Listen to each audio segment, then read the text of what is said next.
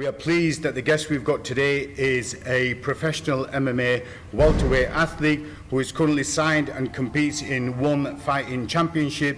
Ladies and gentlemen, Mr. Furqan, the Lion Cheema. Normally we do like a bit of a handshake, brother, but we'll just do like a virtual elbow or something, man. I'm happy with that. Cool, man. Thank you for making the time to see me today. I really appreciate it. No worries. I've come to your gym here at KBW in Dewsbury. Just kind of give me an idea what you've been covering here and other gyms and what you've been up to with your time. Yeah, so this is a family gym. So this morning today we've just been working on boxing. Right. Did a bit of a couple of miles on treadmill. Yeah. And then we got on to like the basics of boxing. So we're just working on like a bit of footwork. And then just trying to neaten up my shots on the pad work side of things. So yeah. Is there anyone specific you work with the boxing side? Yeah, so I'm working with Tani, who's the boxing coach. Yeah. And really what we're trying to do is just neaten up our shots a bit more. And then just working a bit more on footwork, so we've changed the footwork style a little bit for future fights. Yeah, cool, man. This gym used to be a boxing and an MMA gym, didn't it? Yeah. Because right back down there was a massive cage and we used to train it, didn't we, years ago? Back in days, yeah. Yeah, but KBW is renowned for the boxing side. That's kind of like where it's got off the ground, hasn't it? And it's got a lot of fighters under its belt as such for the boxing. Yeah. So how long has this gym been here and what's the background of that, I the think history? It's been over 10 years, 11 Right. years. So we started off as an MMA gym, as you know. Yeah. So we kicked it off as an MMA gym, and then from there they got more of an interest through boxing, so it moved on to a boxing gym, and the MMA side kind of just disappeared. Did you have some UFC fighters here? Yeah. Oh, what's his name? Ryan Bader. Was it Bader. CB Dollaway?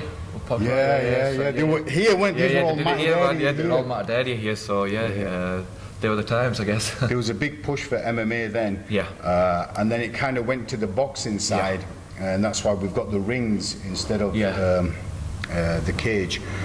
But then you go other places to round yourself, don't you? So which other places do you go, and under who do you get your guidance to get you ready for the fights? So I'm currently with SBG Bradford under Mark Spencer.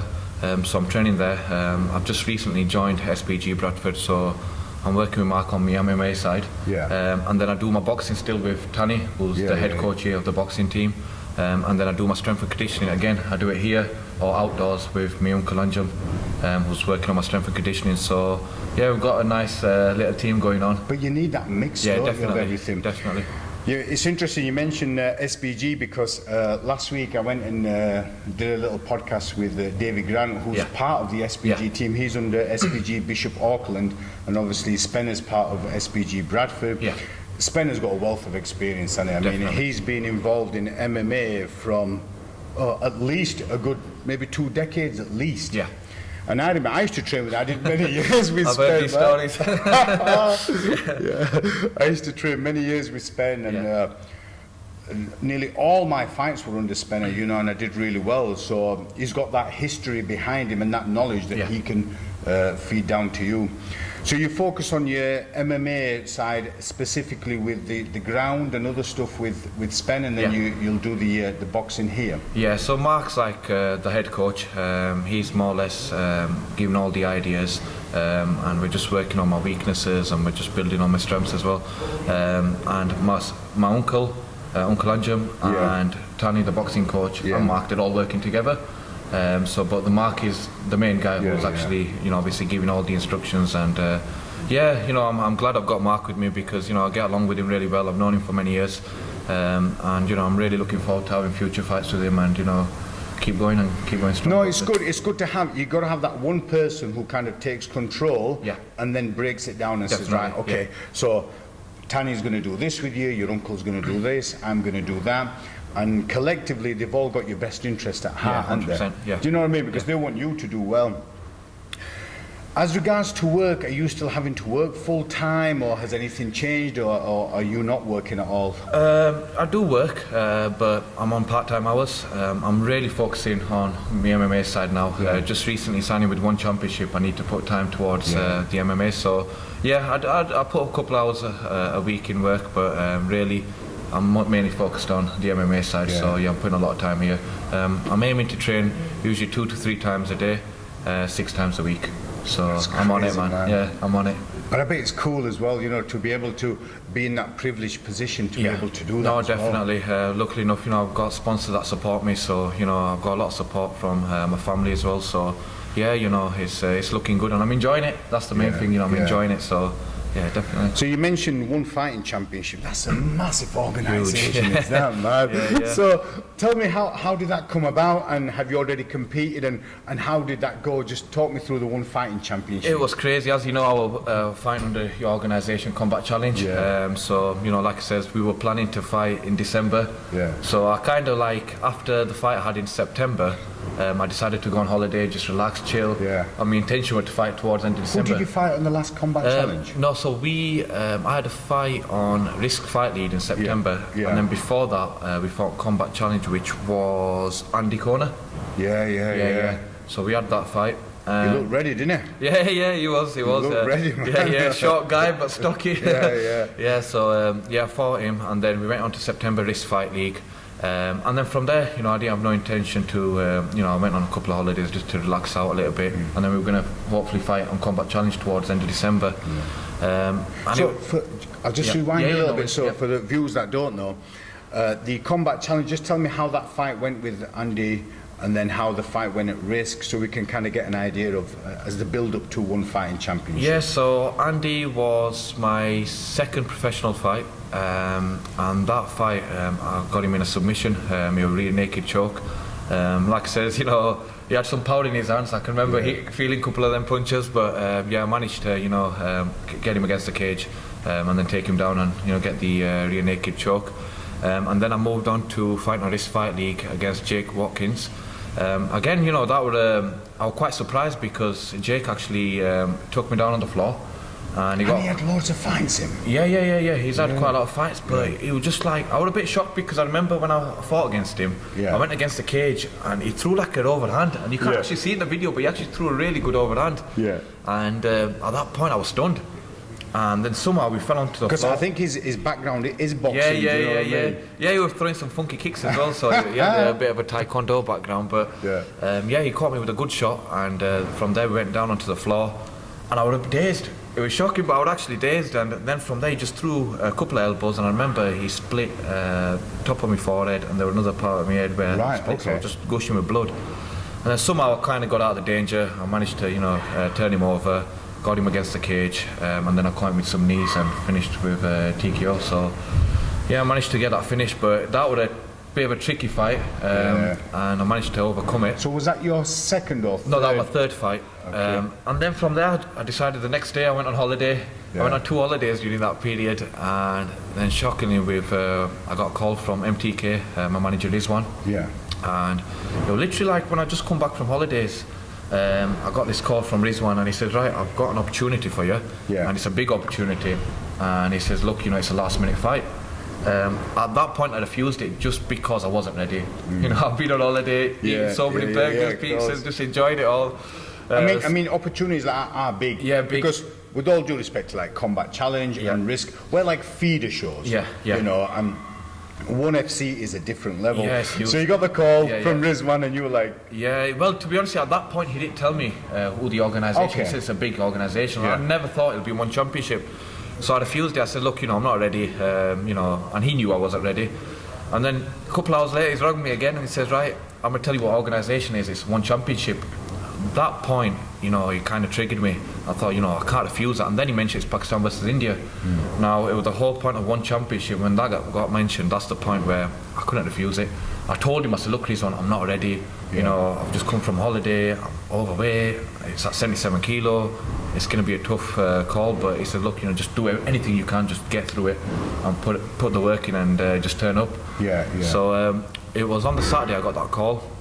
On the Monday morning, it was crazy. Monday morning. Were you still abroad? No, I was in UK. So on the Saturday they called me. He said, right, I'm going to get back to you. He asked me for so many details, my passport details, etc. I think they did a couple of checks. Sunday I was still waiting. They didn't tell me. Literally Monday morning, I think it was 4 in the morning, or something 3 in the morning, my phone was just buzzing away, and I was like, right, something's going on here. I've looked, and they said, right, we've got you a flight for 9 a.m. in Manchester Airport. When? On that Monday morning. I'm like, yo, I said, calm down. I said, Rizwan, I said, listen, I said, look, Manchester is about 45 minutes away from me. Yeah. I said, I'm in bed at the moment. That's it's going to be difficult for me to get there. So, crazy. Luckily enough, I managed to, speak to him. I said, look, Manchester's a bit of a drive. He said, just bring your gum shield, bring your shots, and just get on that flight. I said, no, I need to, see my family. I need to go see my grandma. I need to, I've got family. I need to, get through this. So they gave me the opportunity to book the flight in evening. At that point, I got everything ready, see my family, told Tani, got Tani out of bed at 4 or 5 in the morning. I said, right, get that passport ready and stuff. And we got the flight Monday evening. We got to Singapore Tuesday evening. Now for you, you're lucky because you've got dual heritage. Yeah. You've got the British citizenship, and also you've got Pakistani as well. Yeah. So that's why, because it was Pakistan versus India, so you were able to represent Pakistan. Yeah, so I'm representing Pakistan. And so you get to Singapore. Yeah, we got to Singapore, so Tuesday evening. Who else went with you? It was myself and Tani. Yeah. And then also one of my sponsors actually paid for my father to come across. Oh, that's nice. Yeah, so that was nice of him. And it was Junoon Shisha Bar who actually paid for my father to come across. So my father got that treat. They're all right, them, They've looked after me as well in the past, for helping out on the show and stuff. So good credit guys. where credit's due, Junoon. You've done all right for us. And they were coming on board for other shows as well. And your pops, he goes to all the events, doesn't it? Yeah, he does. He bless him, man. You were nice. You were a treat for my father. I suggested it to Junoon, and I'm blessed. They funded my father, so it was brilliant. For him to come across. But I wanted that because it was a big opportunity. And I just wanted my father to come because he's always been there, and he deserved it. So, and you're from a fighting family, aren't you? Yeah. Because there's you, there's Saif, and Junaid. Yeah. And you've all done something, Saif's done like the boxing side of stuff, and Junaid's done some MMA as well. Does, so you've all done that. So you think, right, I'm going to bring my pops in. It must have been nice for him. Yeah. So you get to Singapore. What happens there? Singapore. So Tuesday night we got there. So then on Wednesday they said, right, Furqan, we've got this schedule. You need to do this. So I went for a head scan. I had to go for a blood test. I had to go crazy. It was just so busy, the schedule. And then during that period, I had to cut weight. Oh man! Now, if I remember, I think it was 6 to 7 kilos I had to cut. So So you fly on the Monday evening. Yeah. And the fight's on the Friday. Friday, okay. Yeah, Friday in Singapore. So Wednesday I got there. So I was jet lagged. It was just it was crazy. It was a really busy schedule. And I managed to cut the weight. We fought at catch weight, so the fight was actually scheduled at lightweight, which is their division, which was at 77.1. Is that welterweight or? It's welterweight in UK. But it's lightweight. Championship is lightweight. Right. Okay. And we fought at catch weight of 79. I managed to do that. Passed the hydration test. And that was it, man. Just went for that fight and fought Mr. Rahul Raju. And what was his background? Do you know anything about him? Yeah, so Rahul, he is a brown belt BJJ, and also I think he's a brown belt in Kung Fu. Right. Okay. Yeah, and he's got a bit of a wrestling background. Right. Yeah. Okay. So how did the fight go for you? That fight, to be honest, look, with the lack of preparation, I kind of knew it's not going to go too well. But for me, it was more or less, just getting in there and, just try my best. So I fought Rahul, and it was end of second round. He got me in a submission of rear naked choke. But I felt really drained, just with the weight cut, no preparation, no fitness. I was just trying to survive. So it wasn't the best of fights, but an opportunity like that you can't refuse, and you have to take it. Yeah, I think Furqan, you're not giving yourself enough credit, brother. Because he's a humble guy, do you know what I mean? But sometimes people have got to say it for him. Let's take into account, so you get the phone call. You've just had a fight, you didn't think about anything, you're on holiday, you get the phone call, and then in the morning, the next morning, you get a phone call at 4 o'clock. Mentally, it takes people at fight camps. They have like 4 months of fight camps, just in preparation. You look at 4 days. You didn't even get 4 days. So, and then the arena, the atmosphere, the build-up, the jet lag. You're on like this whirlwind of a conveyor belt. I'm sure there'll be like media stuff you had to do. You had all the scans and the photo shoots and everything. So you're on a crazy whirlwind conveyor belt. There wouldn't have been any drama if you went there and then things didn't work out straight away for you. But by God, you held your own, man. Yeah, I tried. Do you know what I mean? I was just trying to survive, man. And it's just the whole experience. It was different, as you know. I've been fighting regional events, and from 700 people going into 15,000. That's madness. And I was on the main card, so it was insane, you know, the atmosphere. But look, you know, for me, the big challenge was to see if I can, like, you know, settle in that atmosphere. And for me to just achieve that was a big tick. You know, for sure. I didn't know if I could handle 15,000, but when I went in there, I just... You looked comfortable, Yeah.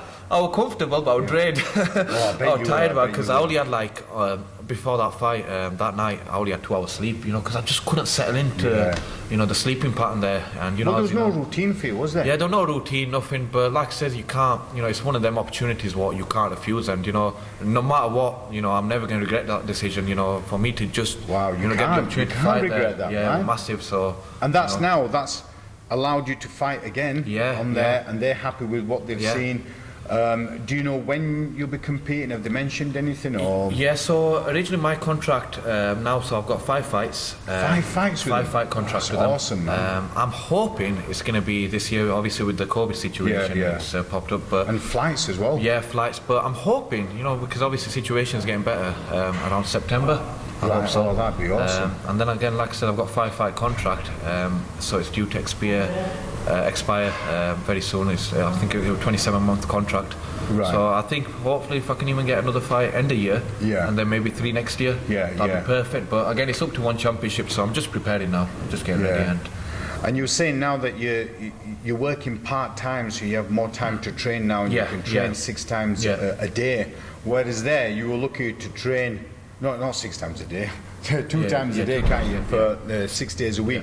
Whereas there, you're looking to train, before that, you're looking to train 2 times in a week. So before that, I used to train, it used to be like 4 times, 5 times a week, but now at the moment, I've just gone on to a different schedule, because like I say, it's a big world stage. And, you know, I know, you know, you need to put a lot of work for this. I'm not saying that you didn't have to put it before, but that would just kind of start my journey. Now I'm, you know, in a big stage.